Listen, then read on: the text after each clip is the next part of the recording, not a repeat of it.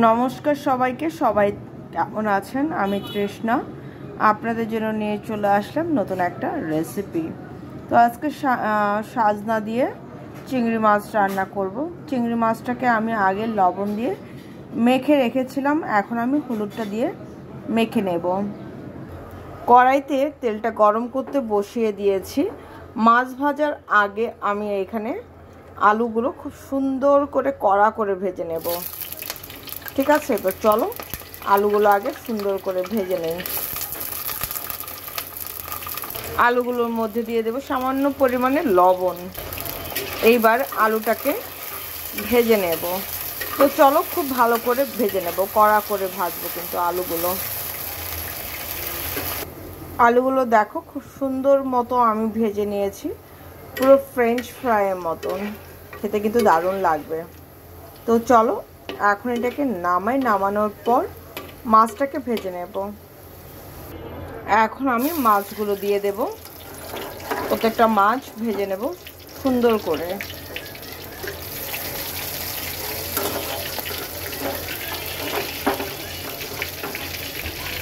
মাছটার মধ্যে লবণ মাখিয়ে রাখলে হয় কি, তোমার মাছের ভেতর পর্যন্ত লবণটা যায়।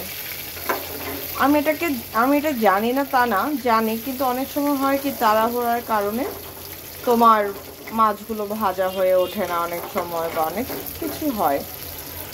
লবণ দেওয়া হয় না, কি বলছি, মানে যখনকার মাছ তখনই লবণটা দিয়ে রেখে দেই, ভেজে নেই আর কি।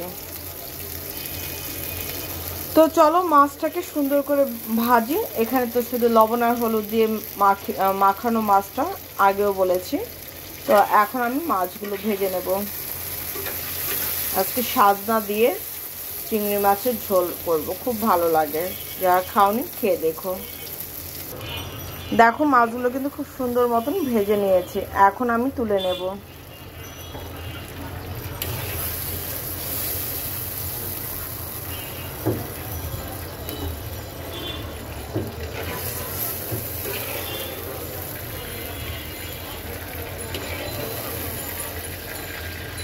এইবার আমি কি করব বলো তো?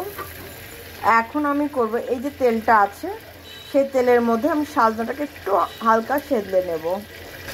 এই হচ্ছে সাজনাগুলোকে একটু হালকা ভেজে নেব।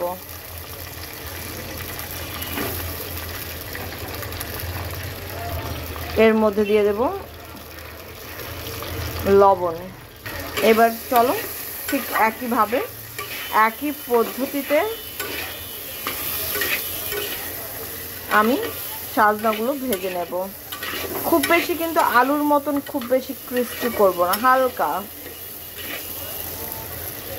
দেখো সাজনাগুলো কিন্তু হালকা ভেজে নিয়েছি, এখন আমি তুলে নেব। এর চাইতে বেশি ভাজবো না, তাহলে কিন্তু খেতে ভালো লাগবে না। কড়াইয়ের মধ্যে সামান্য পরিমাণে তেল দিয়ে এলাম। তেল দেওয়ার পর দিয়ে দেব গোটা জিরা। জিরাটাকে সুন্দর করে ভাজতে হবে, সাথে কিন্তু একটা তেজপাতাও দিয়ে দেব। তো জিরা তেজপাতাটাকে খুব সুন্দর করে চলো আগে ভেজে নেই।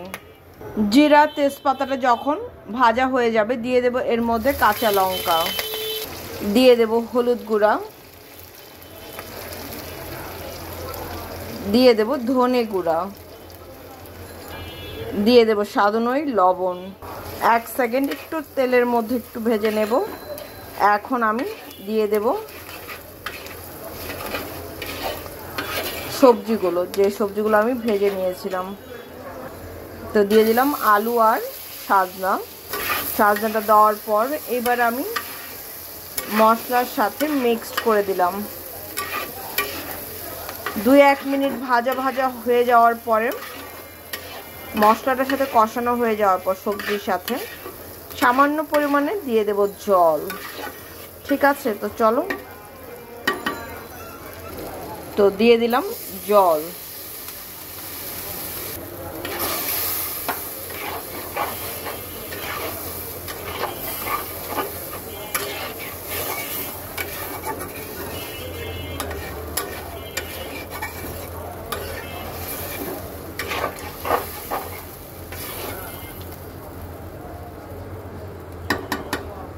জলটা দিয়ে দেওয়ার পর এখন সুন্দর করে কষাবো যে পর্যন্ত না ঝোলটা না শুকায় আর হচ্ছে তেলটা না ছাড়ে। জাস্ট দেখো কি সুন্দর করে কষানো হয়ে গেছে, তেলটাও ছেড়ে দিয়েছে। এখন আমি দিয়ে দেব ঝোলের জন্য জল। এই আমি দিয়ে দিলাম ঝোলের জল। এইবার বলক আসা অবধি ওয়েট করব, ঠিক আছে? তো চলো বলকটা আসুক, তারপর মাছগুলো দিয়ে দেব।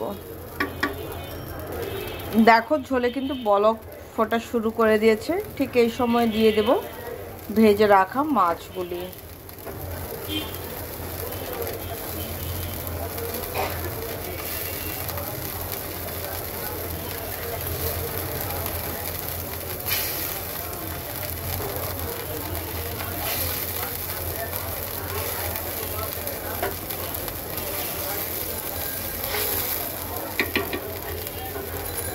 আর দিয়ে দেব 1 চামচ জিরার গুঁড়া। এর মধ্যে আপাতত আর কোনো কিছুই দেওয়ার নেই। এটাকে ঠিক 5 মিনিট এটাকে জাল করব।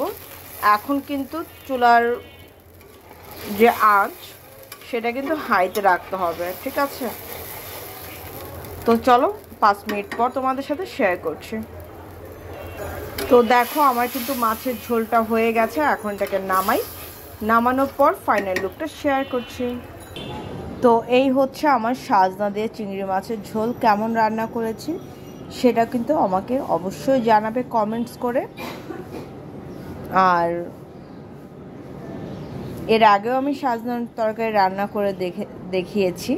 তো এর আগের বার চাইতে এইবারের রান্নাটা কিন্তু পুরোটাই ভিন্নভাবে রান্না করেছি। যারা এইভাবে রান্না করেছো তারা আমাকে জানিও, আর কেমন হয়েছে দেখতে সেটাও কিন্তু জানিও। আর কারা কারা আমার মতন করে রান্না করে খেয়েছো সেটা কিন্তু জানিও, ভালো লাগবে। আর পুরো ভিডিওটা দেখার পর একটা কিন্তু লাইক করতে ভুলো না, ঠিক আছে? তো টাটা, সবাই ভালো থেকো, সুস্থ থেকো, আমার জন্য আশীর্বাদ করো। টাটা।